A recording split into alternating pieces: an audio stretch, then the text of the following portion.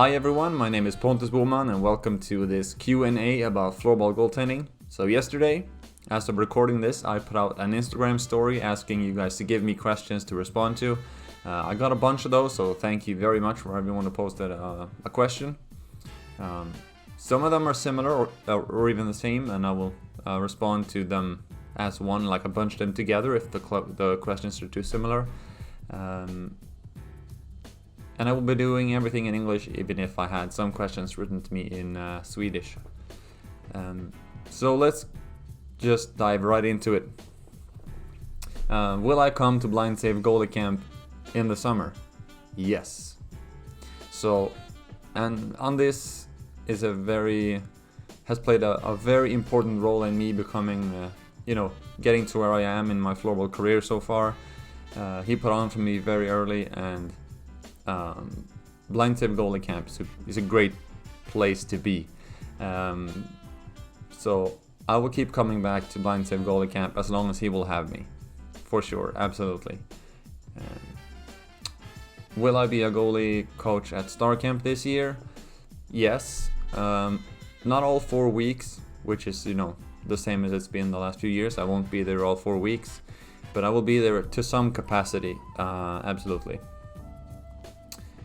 And then Patrick Oman asks why the Pixbo goalies played with shifts in the game against Varberg last night.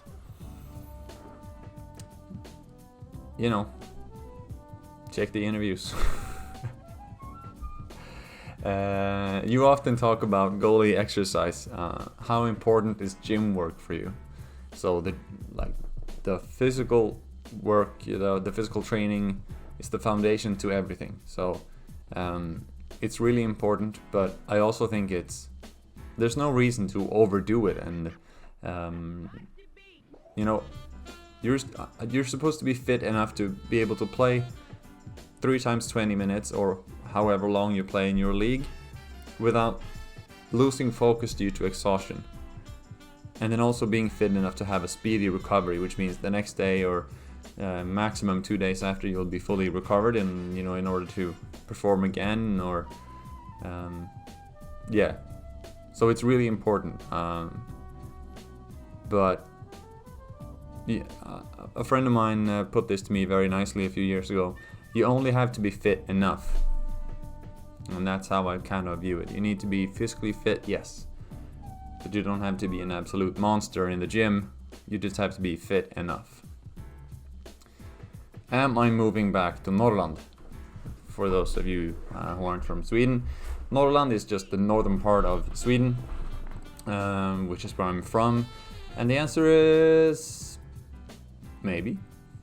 Who knows? So I'm from there. I would like to go back there. It all depends on me and my significant other, and the kind of life that we see ourselves having in the future. So I don't know. You never know. Best gym exercises for a goalie. Well, I have a similar question from Benjamin just after this one. And he asks what workout exercises are good for goalies. Squats for legs, deadlifts for back. And yeah, all of those exercises are great. Any type of physical training that you do will be good for you. I personally love squats. I love deadlifts. I think they're great exercises. Same as with cleans. When you throw the bar up to your neck. I really like those types of exercises, but I'm a big fan of body weight training. So just doing stuff with your body weight in different ways, shapes and forms. And I think that needs to be incorporated with the gym exercises. Sure, there's a lot of good stuff you can do in the gym, but when you're playing in the net, you need to be able to control your body movements, and you have to work with your body as much as possible, basically. I'm sorry I don't have a more eloquent answer to physical training. That's not the kind of mind state I'm in right now to give you a better response than that, but squats, deadlifts, any type of free weight training as kettlebells or anything with a weighted bar is always good. But free body weight training or own body weight training. It's what I would recommend you implement as much as possible as well, together with mobility. We need to be agile and mobile. Could I show penalty positioning for goalies in a video, also screening blocking? Also some basic warm-up exercises or stretches with or without ball. Can I show a video of penalty positioning for a goalie? No, not in this video at least. Hopefully I will be able to sometime during the summer. You're at goalie camps, that will be a good time for me to record a video like that. I don't really have the resources to do it, but it would be good indeed to get one of those videos. So I will see what I can do. Screening and blocking, same thing, unfortunately. But basic warm-up exercises and stretches. So for me, this all comes down to doing the warm-up routine with your team, running, jumping, doing the general stretches and stuff, and then get down on your knee pads and do the goalie movements. For me, that has to be a part of goalie warm-up all the time, because those are the exact movements that you'll be doing in a few minutes, and if you haven't warmed them up, you just have to get those warmed up as well. And then the warm-up stretches have to relate to those movements that you're going to be doing. So I would encourage you to look over how many goalie movements that that you could have in a repertoire. Do all of them in a warm-up, and then do mobility exercises that relate to those movements. And that's it. It doesn't need to be more complicated than that. And with or without ball, so the one that I always do and that I try to encourage goalies that I work with to do is to do the simple catching drills where you work with your hand, where you track the ball. I'm going to talk more about that later in this Q&A as well. Tracking the ball with your head to your hand and getting the hand-eye coordination going. Any way that you can do that is something that I'm going to recommend. And that can be someone throwing them to you, that can be someone shooting. It doesn't really matter. As long as you get to work that hand-eye coordination. You can even throw them yourselves against the wall or against the floor. So that's what I would say for the basic warm-up exercises. Just relate them to what you're actually going to be doing in a few minutes, which is playing a game. What are your thoughts on the new Finnish style of goalkeeping? Deep in the net. So that's not what Finnish goaltending is for me. So, or the Finnish style of goaltending. Playing back like deep in the net has more to do with the size, how big you are. So if you're bigger, you tend to and have to play further back, as you're most likely not as fast as the smaller goalies, and you cover as much net sitting way further back as they do when they're playing further out. So there's no need for you to play further out. And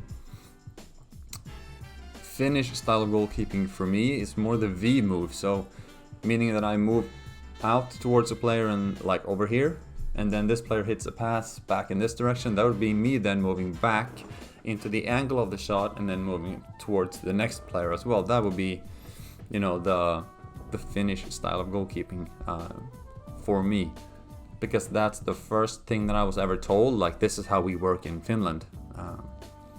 That was the first thing I heard that was like assigned to a country or such.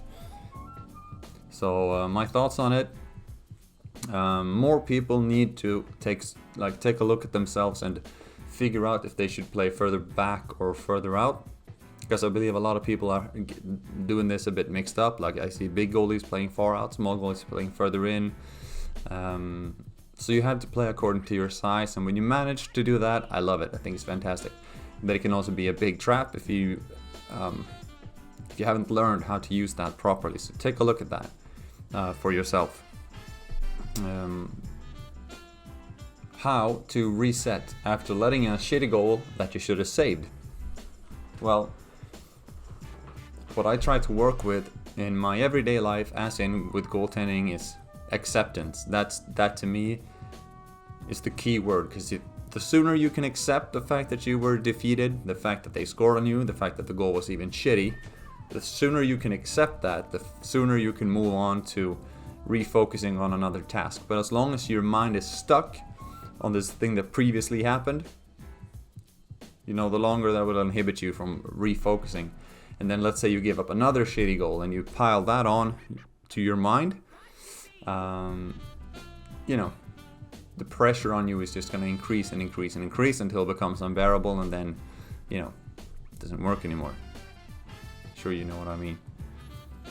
So try to accept that what has happened actually happened. That will help you focus on a new thing. Don't dwell on what has already happened, because there's nothing you can do to change it anyway.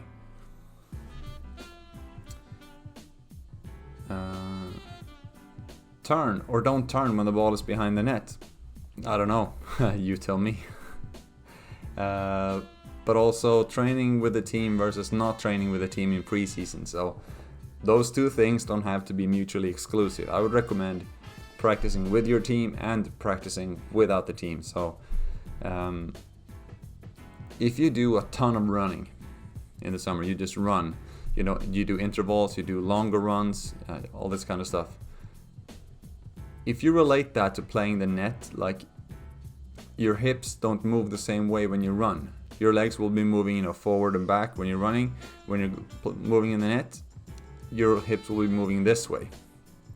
It's not the same move at all. So a bit of running, a bit of general conditioning, strength training, all that is fantastic, but just mix that up with doing the specific training as well. They're not separate things. They're one unit. Typical training sessions for goalies at Pixbo Wallenstam IVK. Well, so typical training sessions or typical goalie training sessions. Well, I don't know how to take that question actually, but we rarely have time to do specific goalie training sessions for the SSL goalies, unfortunately. So we take whatever nuggets of time that we can have, which is 10 minutes here, 10 minutes there. And they have a lot of input on what we're gonna work on. I always have a few things in my mind, but odds are that they have something else that they need to work on, and then I want to hear that. I want to work on that, and then I try to build an exercise around what they want to work on.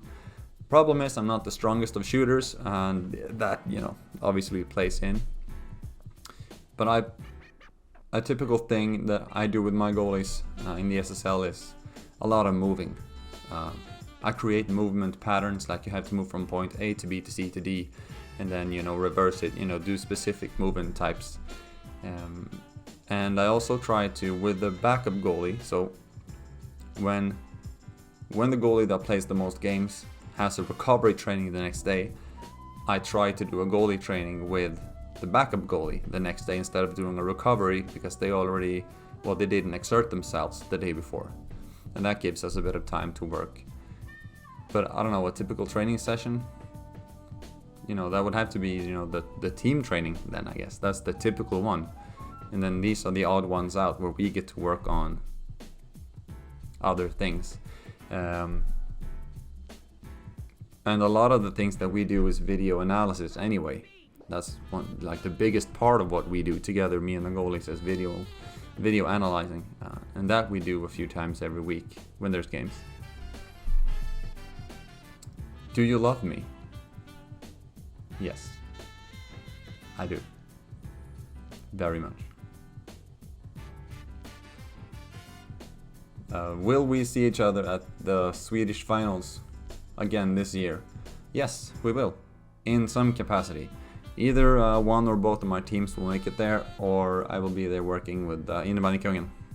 So yes, absolutely. As long as you're there, we will see each other, I'm sure.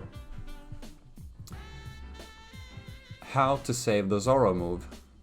Well, we worked a lot on this when the rule was changed, so that the Zorro move was now allowed in penalties, because I'm taking for granted that this is in regards to penalty save.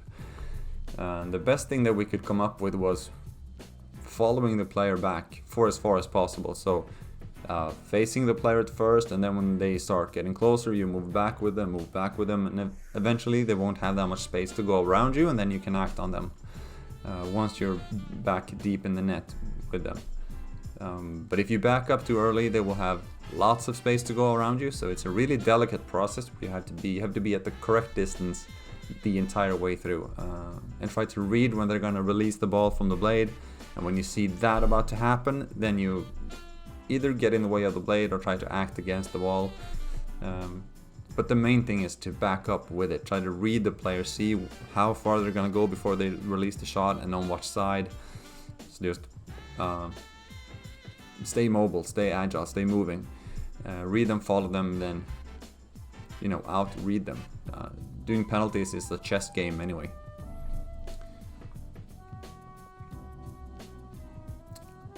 Favorite brand of floorball? Well, I'm gonna change.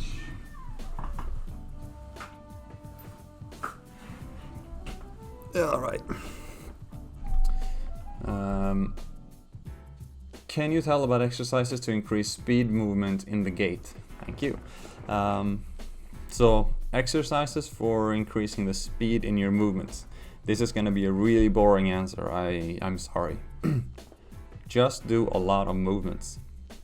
Do them every training in different ways as well. So try to mix up doing them like this, quick, repetitively. Try to do them like this every now and then. Boom, one powerful move. See how far you can move with one move. And then also try to combine two different moves so that you have, you're not just doing one type of move, so the push, for example, you're not doing the push 10 times in a row, you're doing push, pull, knee to knee, push, pull, just mix them up, become really comfortable with all the different moves together. Just do them all the time. Like, there's no secret answer, like go to the gym and do squats and get strong legs, or, you have to do the movements over and over and over. Include them in every warm-up, in every training, in some capacity. It doesn't need to be 20 minutes every practice, can be 2, 3, 4, 5 minutes even. That will help in the long run. So, some tips on throwing and diving. So throwing, I uploaded a video on this a few years back that I still use, that I think is really good, where I managed to get that in slow motion. Which is, when you throw, you want to lead with your elbow. Your elbow is the part of your arm that moves first, that creates that whipping effect, that gets the speed of the ball. I will put the link to that video in the description, and you can find it there. So that's one general tip, but then it's also depending on where you want, if you want it to bounce or not to bounce. So if you want it to go really smooth, really flat on the ground, make sure to release it close to the ground. So here's the ground, you're throwing, release it really close to the ground. The higher you drop it, the more it will bounce. And then you reverse that when you want to, do the bouncing throw all the way to the other side. Try to release it as high as possible to create the maximum amount of force against the floor with the ball. So lead with your elbow in both throws, and then try to vary releasing it close to the ground or releasing it higher off the ground.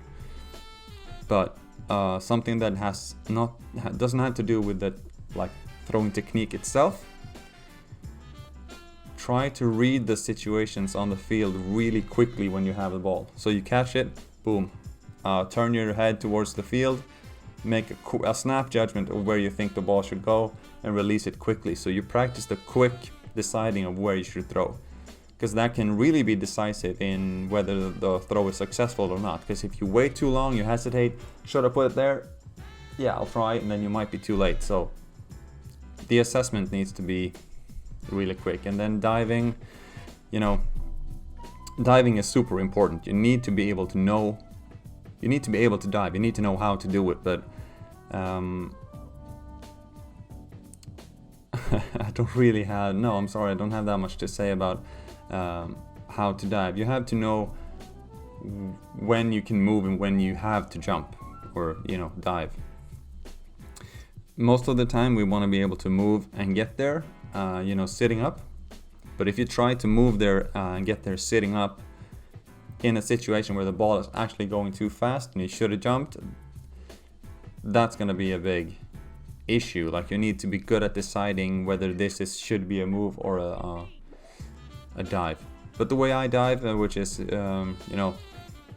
which I have learned or adopted from watching Jon Hedlund, the first goalie in my men's team, is that when I jump to the right, I use my right leg first, get up on that like a pole move, and then push off the ground with that foot and try to get a little bit of air under me, but not too much. And when I say not too much, is that I mean that most of the time you don't want to jump in an arc. You want to jump in more of a straight line to get to keep yourself in the middle of, like, between the crossbar and the ground. Whereas you jump in an arc, you're more on the upper part of the goal, and below you is really open. And very many shots in those stressed situations where, like, it's a one-timer, the shots aren't necessarily always high. You might want to be able to jump in the middle of the net so that you have equal coverage on both ends. And I guess, try to practice jumping in or diving in different ways. Try practice jumping on the ground, which would mean that you're sliding on the ground with your head first. Practice the diving in an arc, and then practice diving in less of an arc.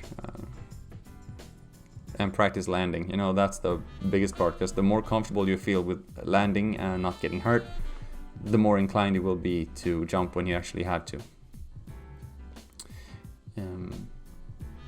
And if you're really uncomfortable with it, I would say do the same thing as with the movement training. You do it a couple of minutes every practice. Not every practice, because that's going to be painful, but every now and then, 4, 5, 6, 3 even minutes each practice. Just do a couple of dives, record them, see how it looks, find the weak points, improve them, and then do variations of the diving. I'm sorry, I hope that answer was adequate. It was a difficult question for me, not being much of a diver. Was it your idea with the switching of the goalies or the changing of the goalies in the derby? What's to gain? No, the idea was not mine. Yeah, no.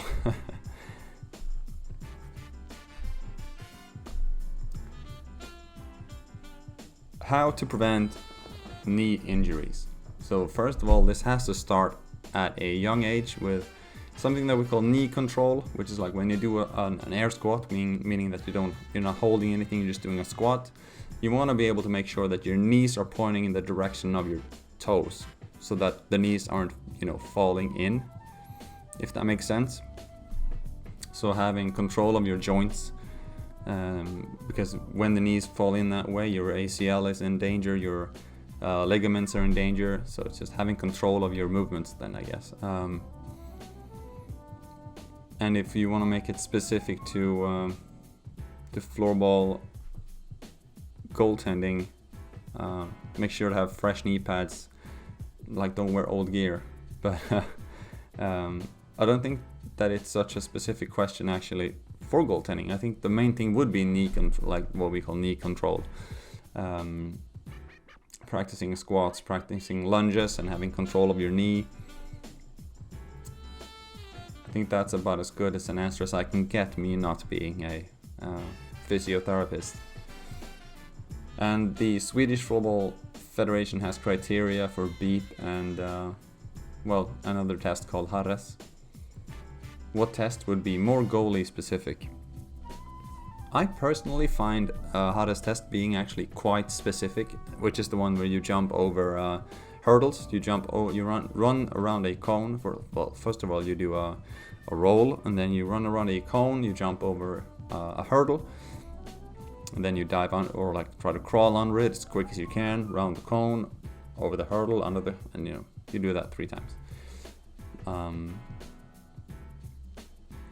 But other than that, I don't think the tests need to be more specific than that, because that combines agility with a bit of explosiveness and coordination, which is really good. And then you have, the other complementary tests, being beep and, being Cooper test, where you run, well, people do it differently, but you run 3 kilometers basically as quick as you can. I don't know that the tests would have to be more specific than that.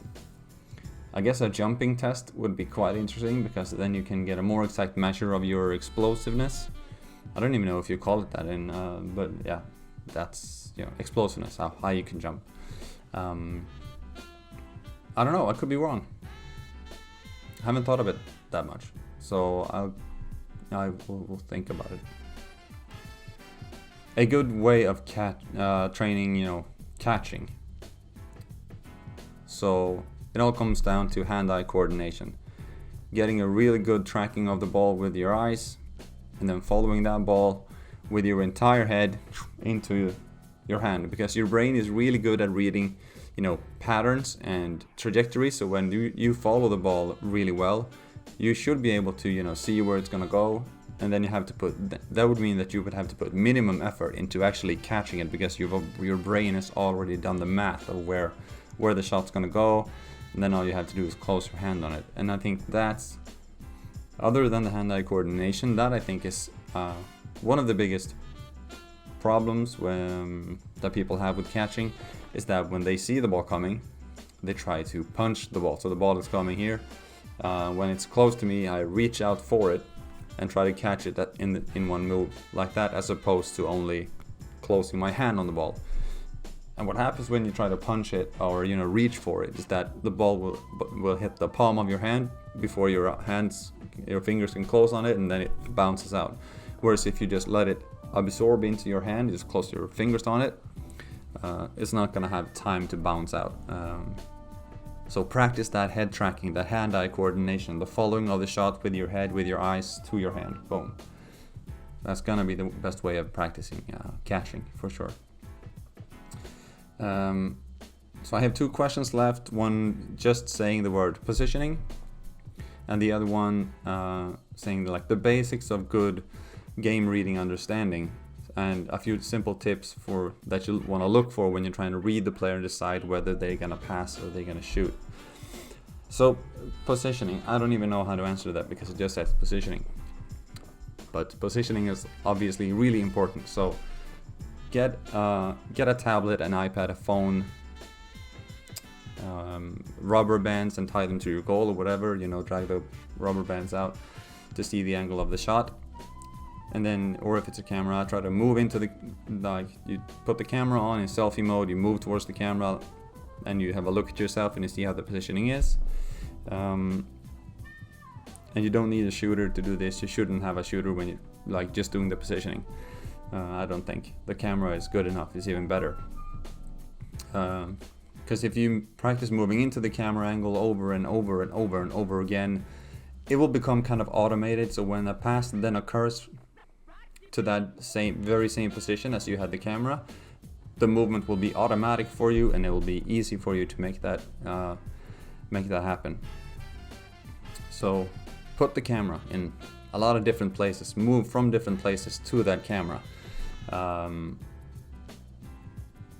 and see how your positioning looks. And then you decide whether you want to arrive in a position that you cover have 50% net on this side, 50% on this side, or whether you want to overcover on one side and do 70% on this side, and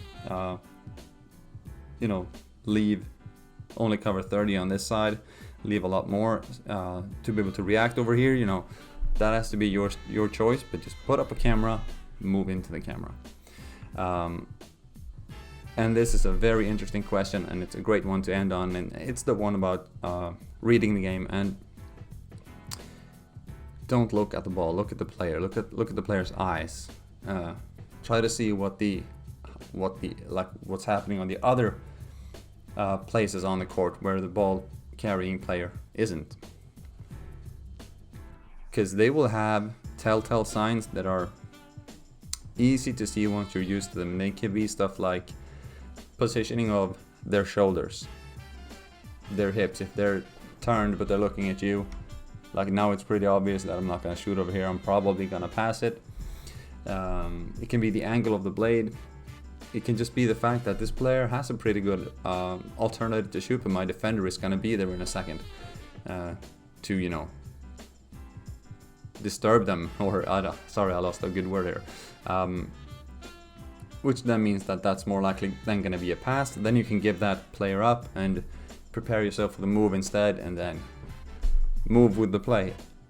But most important thing here, I think, is at practice, be bold and make those judgments in training when you're playing 5 versus 5 or whatever. It can be 3 versus 3, it doesn't matter. Try to make an assessment of the situation. Look over there and see, make an assessment. I don't think you're gonna shoot, I think you're gonna pass, and then prepare yourself for the pass, and then what happens after that doesn't really matter. Whether they pass and then you get the shot where you wanted it, or they shoot and in the open net to where you were, that doesn't really matter. The important thing is that you practice making those decisions over and over and over again, and that you have something that you based it on. So when you then think back, okay, so what did this player do that made me want to go with the pass? Yeah, it looked like he or she wasn't gonna pass because of the angle of her blade, her shoulders, her eyes were looking to find that player. They were communicating and I could hear it, whatever it may be. Because the more you do that and the more you dare to fail at reading the game, the better you will become at reading the game. So just do it. Just get out there and try to read, fail with the reading, and do it over again. I think that's absolutely the best way. The only way of getting good at reading is trying it and failing and then doing it again, over and over.